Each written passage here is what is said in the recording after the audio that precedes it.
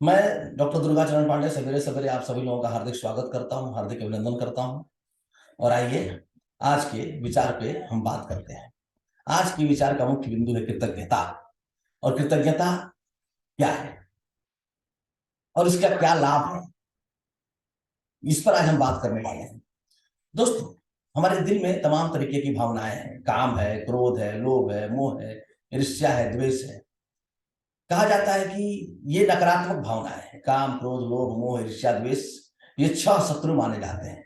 कहते हैं कि यदि इन काम, क्रोध, लोभ, मोह, ईर्ष्या, द्वेष इन भावनाओं के चक्कर में हम पड़ जाएंगे या ये भावनाएं हम पर हावी हो जाएंगी तो हमारी जिंदगी नर्क हो जाएगी। इसीलिए संस्कृत के एक श्लोक में कहा जाता है नरक के ये द्वार है। संस्कृत एक श्लोक में कहा गया है कि ये जितनी भावनाएं नरक के द्वार है।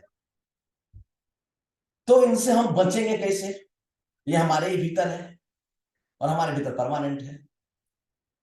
तो ये जो नेगेटिव बातें हैं, नेगेटिव भावनाएं हैं, उनके समकक्ष हमारे अंदर कुछ पॉजिटिव भावनाएं भी हैं, जैसे प्रेम, दया, करुणा। और उसी में एक भाव है कृतज्ञता का भाव। तो ये सब कृतज्ञता का भाव पॉजिटिव भाव है। प्रेम, दया, करुणा, ये सब पॉजिटिव भावनाएं हैं। अब यदि हम नेगेटिव भावनाएं हम के चक्कर में हम पड़ते हैं, अर्थात तो नेगेटिव भावनाएं हम पे हावी रहती है, तो हमारा जीवन जिस तरह से नर्क बन जाता है, वैसे ही यदि हम अपने जीवन में पॉजिटिव भावनाओं को बढ़ा लेंगे तो नेगेटिव भावनाएं अपने आप दूर तो हो ही जाएंगी और साथ ही साथ हमारा जिंदगी भी स्वर्ग हो जाएगा, यानी जिंदगी भी सुखमय हो जाएगा, आनंदित हो जाएगा। लेकिन समस्या यह आती है कि हम कोशिश तो करते हैं कि हमारे जीवन में पॉजिटिव भावनाओं का विकास हो, लेकिन हो नहीं पाता है। हरदम नेगेटिव भावनाएं हम पर हावी रहती है। कभी हम काम से ग्रस्त हो जाते हैं तो कभी क्रोध हमारे पैर में लत्ती मार जाता है।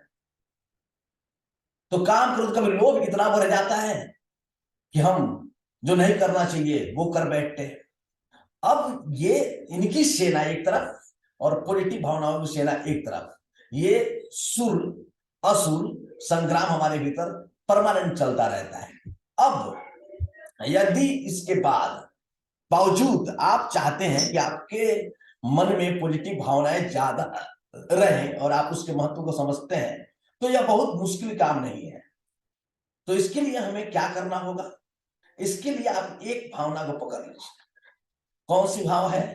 कृतज्ञता का भाव। और ऐसा मैंने अपनी जिंदगी में प्रयोग किया है। मेरे ऊपर भी नेगेटिव भावनाएं बहुत हावी थी जब मैं इंटर में पढ़ रहा था।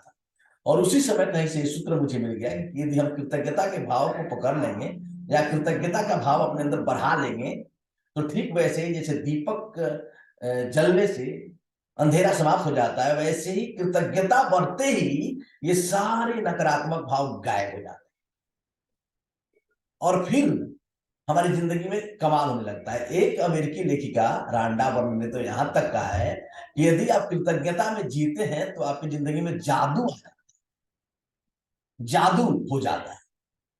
यदि आप कृतज्ञता में जीते हैं तो आपके आपकी जिंदगी में जादू हो जाता है, मैजिक, आपका जीवन मैजिक हो जाता है और वास्तव में हो जाता है।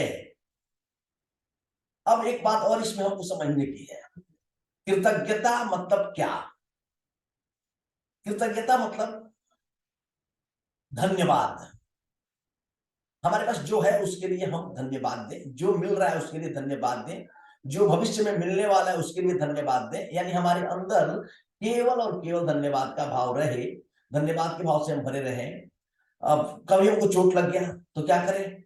हम ये ना देखें कि चोट लगा तो जैसे किसी को उंगली में उंगली चिप गई, तो उंगली चिप गई तो हम ये देखते हैं कि उंगली में चोट लग गया है, तो हमारा ध्यान सारा उंगली चोट लगे हुए जगह पे आ जाता है। जब आप ही के धरती पर एक ऐसी लड़की पैदा हुई जिसका पैर कट गया, और जब पैर कटा तो उसने अपने कटे हुए पैर पे ध्यान नहीं दिया, जो बचा हुआ शरीर था उस पर ध्यान दिया। कहा कि ईश्वर ने मुझे बचाया है। कभी उसने ये नहीं कहा कि ईश्वर ने मेरा पैर काट दिया।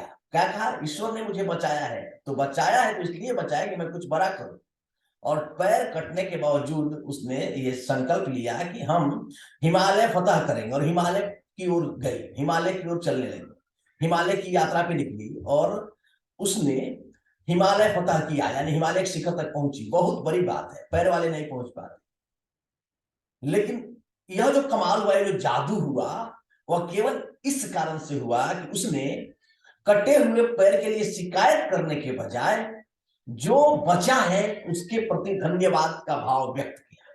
अब आप सोच सकते हैं कि धन्यवाद का भाव कितना कमाल कर सकता है। हमारी एक शिष्या जो कि 98% नंबर पाई, और 98% नंबर पाने के बाद उसको बड़ा तकलीफ हुआ। एक सब्जेक्ट में उसका 98% नंबर था और बड़ा तकलीफ हुआ, रोई, गिड़गिड़ा रही थी और 2 साल ऊपर भी कर रही थी, परीक्षक पे, शिक्षक पे, खुद के भाग्य पे कोस रही थी कि सर मुझे 98% नंबर मिला, 2% नंबर भी मेरा नहीं कटना चाहिए। अब वो 2% जो नहीं आया उसके लिए वो चिंता कर रही थी और शिकायत कर रही थी।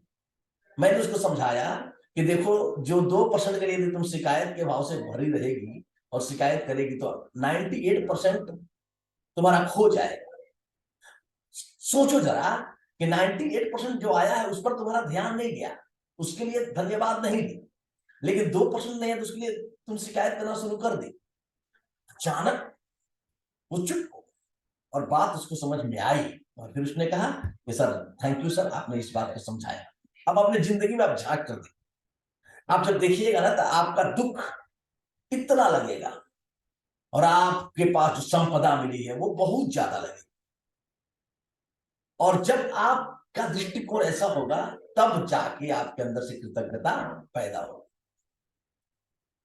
तो दोस्तों, ये कृतज्ञता का भाव बहुत गजब का भाव है। तो बहुत से लोग मुझसे लगातार कहते हैं कि सर नकारात्मक नकारात्मक भाव एकदम परेशान करता है। तो मैं आपको हेल्प करने के लिए ये वीडियो बनाया कि चलिए आपकी जिंदगी में कम से कम नकारात्मक भाव की जगह सकारात्मक भाव आए और उसके लिए आप कृतज्ञता को पकड़ लीजिए। अब आप कहिएगा सर कृतज्ञता को तो हम पकड़ते हैं, लेकिन इसको प्रैक्टिकल कैसे करेंगे? आपका बात जायज है।